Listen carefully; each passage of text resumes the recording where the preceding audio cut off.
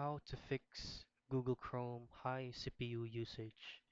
Now all you have to do first is to pull up your Google Chrome web browser.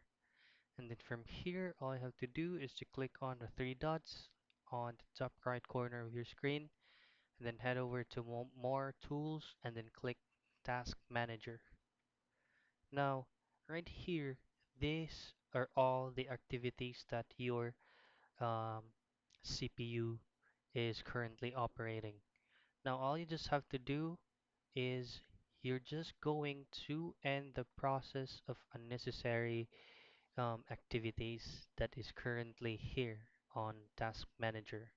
Now, you'll just have to end process on those activities that is not currently used or unnecessary. And then second thing is you can go ahead and remove any extensions that you don't usually use. So to go to your current or your installed extensions on your Google Chrome, go to the three dots and then head over to extensions and manage extensions. Now right here, this will be all of your extensions that you have downloaded and installed on your Google Chrome. Just simply remove extensions that you do not usually use because it will also save your CPU usage. So that's it. That's how you fix your Google Chrome high CPU usage.